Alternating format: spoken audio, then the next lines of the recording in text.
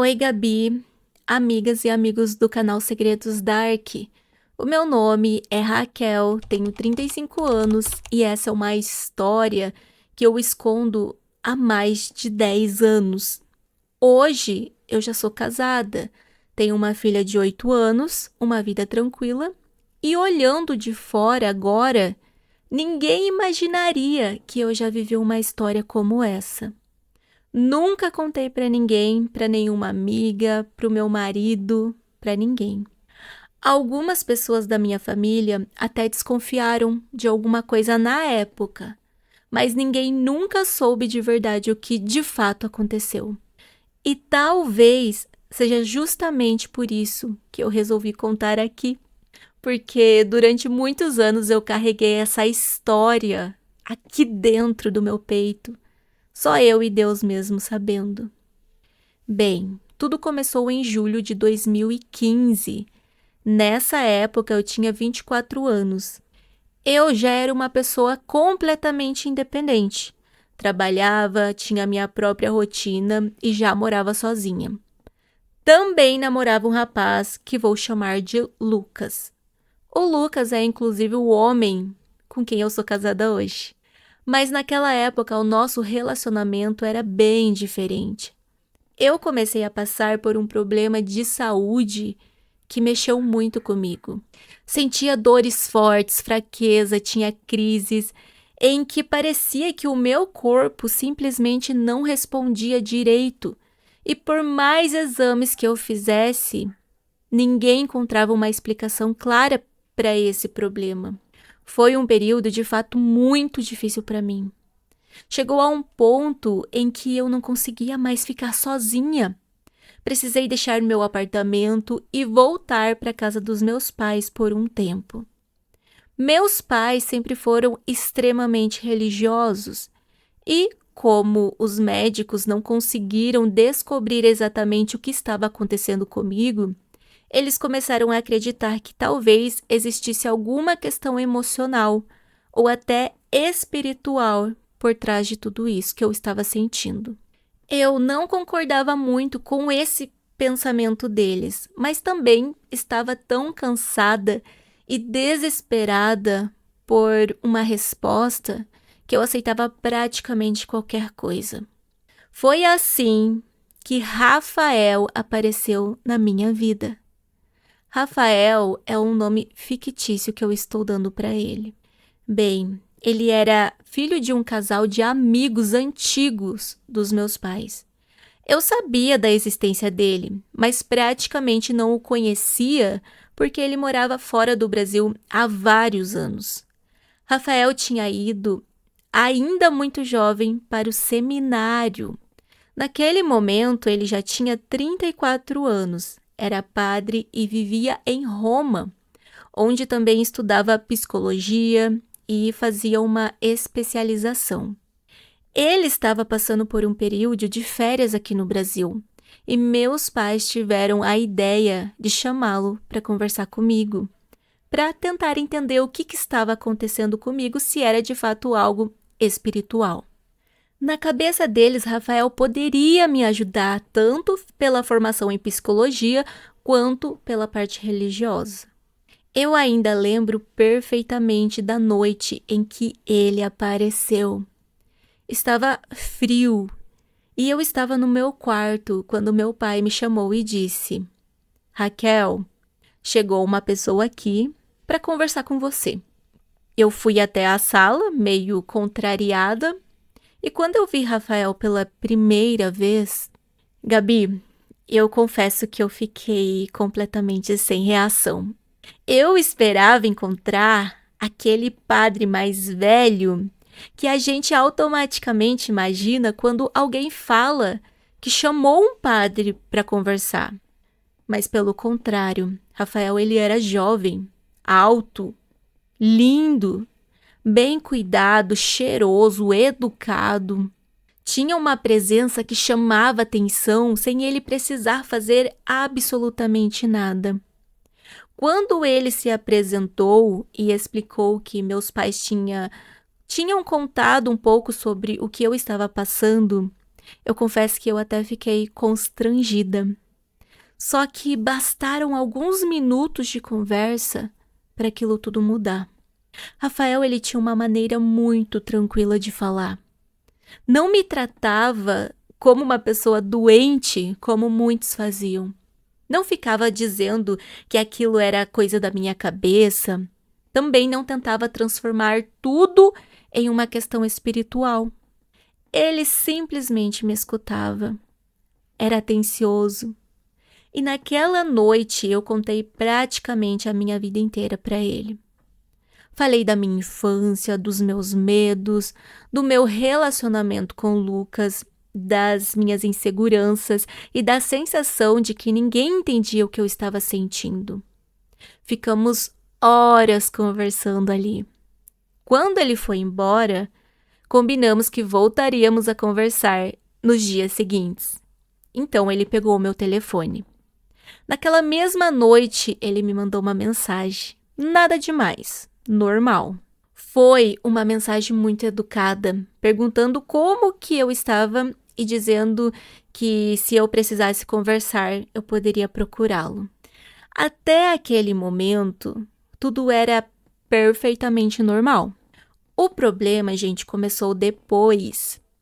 No nosso segundo encontro, eu percebi que Rafael já estava um tanto diferente. Às vezes eu falava algumas coisas e ele demorava alguns segundos para responder. Ficava me olhando meio esquisito e quando eu percebia, ele desviava o olhar. E eu pensei que pudesse ser coisa da minha cabeça. Afinal, ele era padre e eu tinha namorado. E ele tinha ido até a minha casa justamente para tentar me ajudar. Só que no terceiro encontro, aconteceu o que jamais deveria ter acontecido. No terceiro encontro, nós nos beijamos. Até hoje eu não consigo explicar exatamente como começou. Estávamos conversando, houve aquele silêncio estranho entre nós. E quando percebi, estávamos bem próximos até demais. Eu olhei para ele olhou para mim e simplesmente aconteceu. Foi um beijo completamente desajeitado. Bem, depois de alguns segundos eu até percebi que havia alguma coisa diferente. Rafael parecia não saber o que fazer. Quando nos afastamos, ele estava completamente pálido. Então, ele me contou. Aos 34 anos, aquele tinha sido praticamente o primeiro beijo de verdade da vida dele. Eu achei que ele estivesse brincando, mesmo sendo padre. Mas ele não estava. Rafael tinha entrado para o seminário por volta dos 14 anos e tinha dedicado praticamente toda a adolescência e a vida adulta à igreja. Ele me disse que já havia sentido atração, sim, por mulheres, obviamente, mas nunca tinha levado nada adiante, sabe? Nunca tinha tido uma namorada. Nunca tinha dormido com uma mulher. Nada. Depois daquele beijo, ele ficou desesperado. Posso falar assim. Disse que aquilo não poderia ter acontecido jamais. Primeiro, porque eu era comprometida. E segundo, porque ele era padre. Terceiro, porque dentro de pouco tempo ele teria que voltar para Roma. Então ele queria se afastar. E eu concordei. Pelo menos naquele momento. Bem, 3 dias depois eu viajei com o Lucas, meu namorado. Era uma viagem que já estava marcada há um tempo. Só que no nosso relacionamento tinha algo assim que parecia já estar desgastado. Eu estava fragilizada por tudo o que vinha acontecendo comigo e Lucas parecia não ter mais paciência. Hoje eu consigo entender que ele também não sabia como lidar com aquela situação. Mas naquela época eu só sentia que meu namorado não me compreendia e não se importava muito comigo. Durante a viagem tivemos uma discussão enorme. Falamos coisas horríveis um para o outro. e eu voltei para casa antes do Lucas. E acabei voltando já solteira. A primeira pessoa em quem eu pensei naquele momento foi Rafael. Então eu procurei por ele novamente. Quando nos encontramos, contei que eu tinha terminado com Lucas.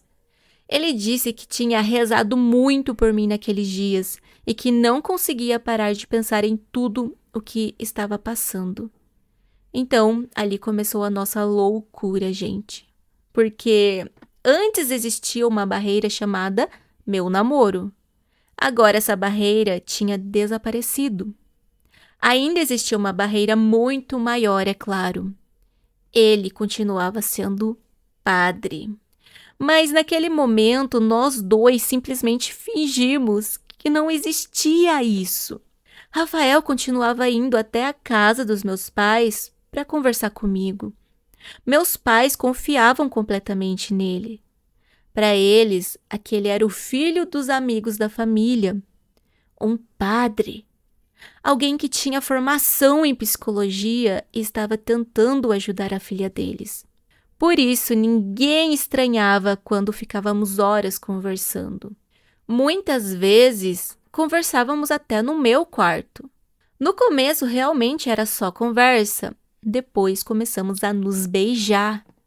E então, a relação ultrapassou um limite que nenhum de nós conseguíamos, assim, desfazer o que tinha acontecido. Rafael teve comigo, gente, a primeira experiência íntima da vida dele. E isso mexeu demais com nós dois.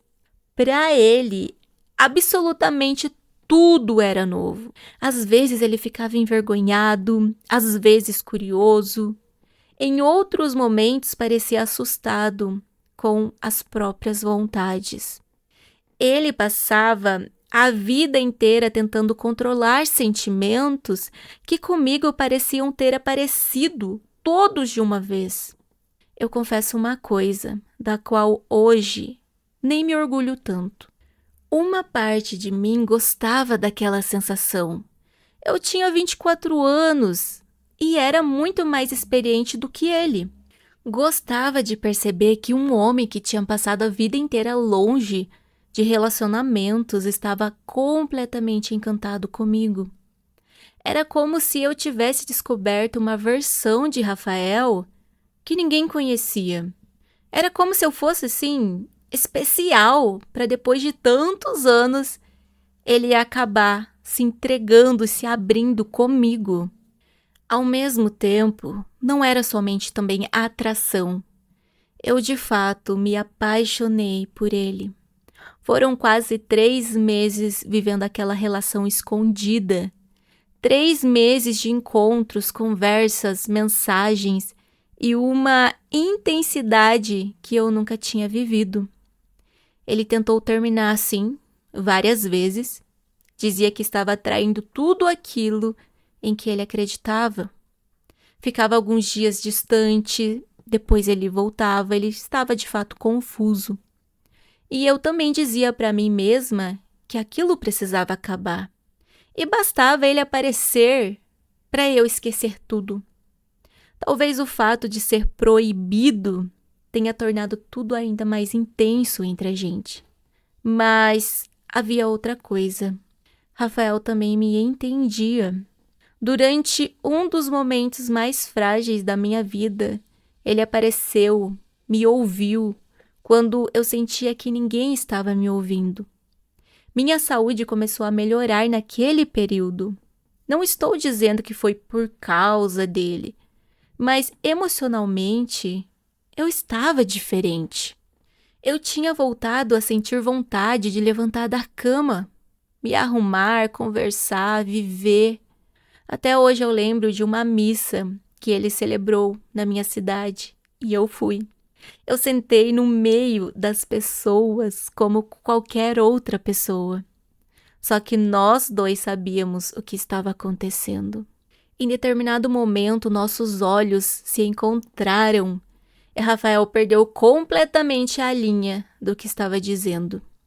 Foram poucos segundos e provavelmente ninguém percebeu. mas eu percebi. Ele percebeu que eu percebi.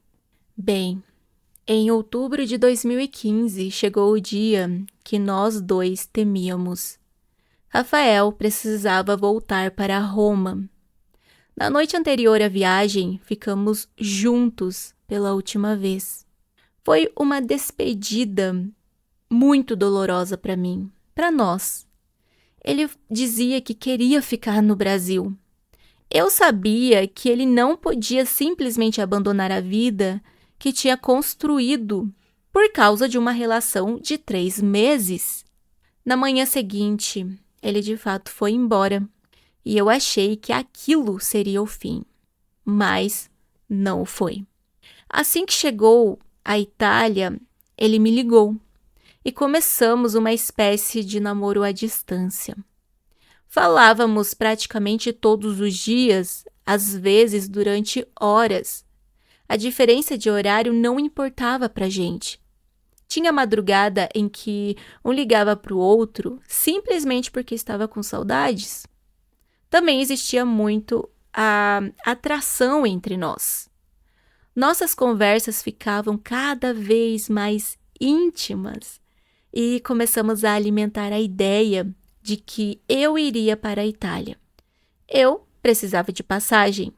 Imaginávamos lugares que conheceríamos juntos, falávamos sobre como seria finalmente passar alguns dias sem precisar esconder nossa relação dentro da casa dos meus pais. E aos poucos aquilo começou a deixar de parecer somente uma aventura.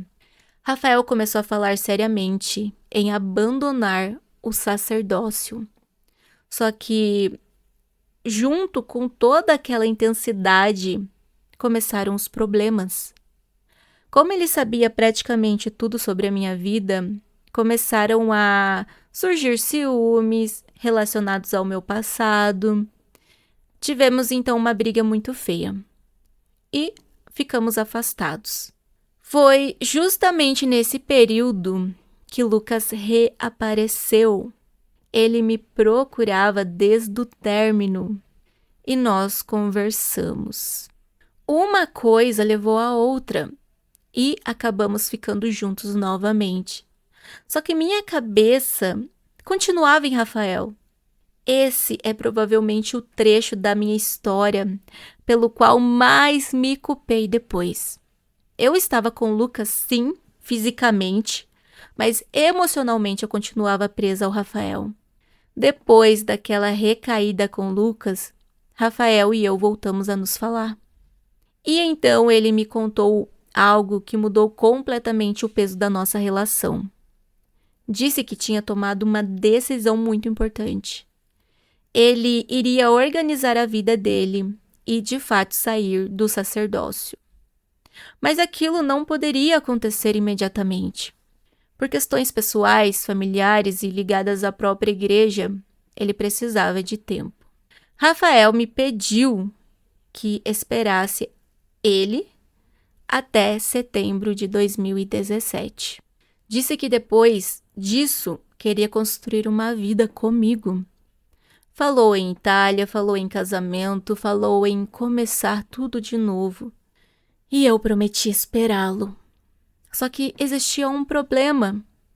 Ele não sabia que eu tinha ficado novamente com o Lucas. E naquela mesma época, eu comecei a me sentir estranha. Minha menstruação atrasou. Eu comprei um teste de gravidez e deu positivo. Fiz outro, positivo novamente. Ou seja, eu estava grávida de poucas semanas. E não existia dúvida de que o pai era Lucas. Então eu sentei no banheiro com aquele teste na mão e eu pensei, meu Deus, o que eu fiz? Rafael estava disposto a abandonar uma vida inteira por mim e eu estava grávida de outro homem. Eu não tinha coragem nem de contar. A minha reação, então, do momento foi bloquear Rafael. Eu parei de responder as mensagens, desapareci assim por quase 2 semanas. E ele ficou completamente desesperado. Como nossas famílias se conheciam, ele acabou conseguindo contato com meu pai e pediu para falar comigo. Então eu não tive mais como fugir. Eu atendi e eu contei a verdade. Do outro lado da ligação houve um silêncio que eu nunca esqueci. Rafael perguntou novamente: "Você está grávida?" E eu disse que sim. E depois ele perguntou: "É dele?" E eu confirmei. Rafael perdeu completamente o controle emocional. Ele chorou demais, ficou com raiva, disse-me coisas muito duras. Perguntou como eu tinha conseguido prometer que esperaria por ele, sabendo que tinha voltado para Lucas. Eu tentei explicar que quando aquilo aconteceu, nós estávamos brigados, mas não existia explicação que resolvesse. Na cabeça dele eu tinha destruído o futuro que ele estava preparando para nós dois. E talvez eu tenha destruído mesmo. Depois daquela ligação, Rafael desapareceu da minha vida. Eu contei a Lucas sobre a gravidez, nós conversamos muito. Ele queria assumir a filha e tentar reconstruir o nosso relacionamento. E eu aceitei. Quando estava entrando no 5º mês de gestação, fomos morar juntos. Pouco tempo depois, decidimos nos casar. E eu tentei seguir a minha vida. Só que não era simples, porque enquanto montava o quarto da minha filha, comprava roupinhas e fazia planos com Lucas, uma parte de mim ainda pensava em Rafael. Eu tinha certeza de que nunca mais o veria, até setembro de 2017. Meu marido precisou viajar por alguns dias e eu fui ficar na casa da minha mãe. Minha gravidez já estava avançada. Eu estava na casa dela quando ouvi uma voz bem conhecida. E essa voz era de Rafael. Ele tinha voltado ao Brasil e tinha ido visitar os meus pais. Quando entrei na sala e vi aquele homem novamente, depois de tudo o que tinha acontecido, minhas pernas ficaram fracas. Mas Rafael foi extremamente educado comigo. Conversou com os meus pais, conversou comigo como se fôssemos apenas duas pessoas que se conheciam há muito tempo. E em determinado momento, ele olhou para minha barriga e ele sorriu. Disse que eu estava bonita grávida. Aquilo acabou comigo por dentro. Quando chegou a hora dele ir embora, eu acompanhei até a porta. E ele me deu um beijo no rosto. Eu segurei o braço dele e dei um beijo rápido. Nada parecido com o que tínhamos vivido, obviamente. Foi como se fosse apenas um beijinho assim de despedida. Nós nos olhamos, não prometemos nada, não falamos sobre fugir, nada disso, nem sobre o passado, enfim, ele simplesmente foi embora. E eu sabia que eu precisava deixar aquele homem ir. Minha filha nasceu saudável alguns meses depois, linda, maravilhosa. Durante nossas conversas antigas, Rafael uma vez tinha dito que se algum dia tivéssemos uma menina, gostava muito do nome de Sara. Quando minha filha nasceu, eu pensei naquele nome, mas eu não coloquei. Eu sabia que se chamasse minha filha de Sara, passaria o resto da vida associando o nome dela ao Rafael. Então eu escolhi outro. Depois daquele encontro, em 2017, fiquei cerca de 1 ano e 9 meses sem qualquer contato com ele.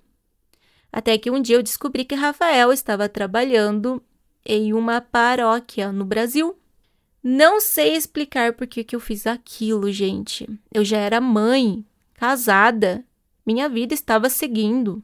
Mesmo assim, eu procurei o telefone da paróquia e eu liguei. Uma secretária atendeu. Eu não pedi para falar diretamente com ele, apenas deixei meu nome e o meu telefone. Algum tempo depois, Rafael, ele retornou à minha ligação. Eu reconheci a voz imediatamente. Conversamos por bastante tempo. Ele me disse que sabia como me encontrar, mas tinha escolhido não me procurar. Disse que tinha sofrido muito, que durante muito tempo ficou dividido entre a mulher por quem tinha se apaixonado e a vocação que tinha escolhido ainda adolescente. Disse também que ele me amou de verdade, mas precisava encerrar aquilo de uma vez por todas.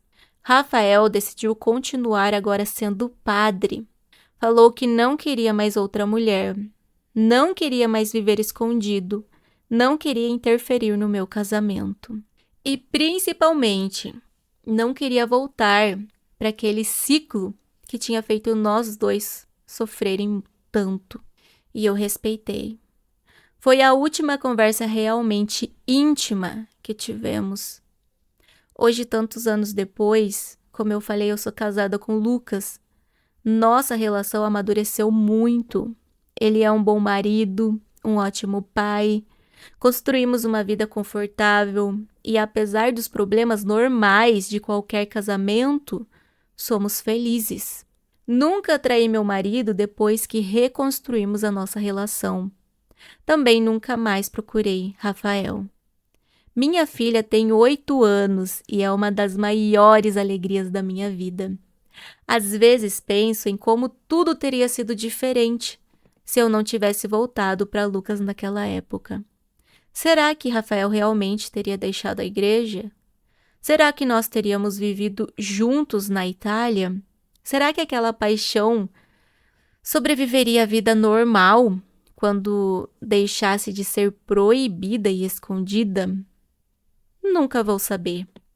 Talvez parte da intensidade tenha existido justamente porque a nossa história parecia impossível.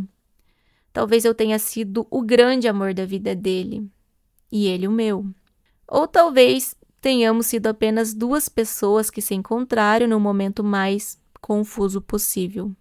O que eu sei é que Rafael apareceu quando eu tinha 24 anos, estava fragilizada e perdida e deixou uma marca em mim que nunca desapareceu completamente. Não quero nem penso voltar para ele jamais. Jamais vou abandonar meu casamento novamente, né? Pensar nisso. E jamais penso em destruir a família que construí. Mas seria mentira dizer que não sinto nada quando lembro daquele período, porque eu sinto. É uma mistura de carinho, culpa, saudade e uma pergunta que provavelmente vou carregar para sempre. E se? Não é mesmo? Mas algumas histórias não precisam de continuação. Rafael escolheu a vida dele e eu a minha. E esse segredo que durante mais de 10 anos ficou preso somente dentro de mim, agora finalmente deixa de ser só meu. Bem, essa é a minha história.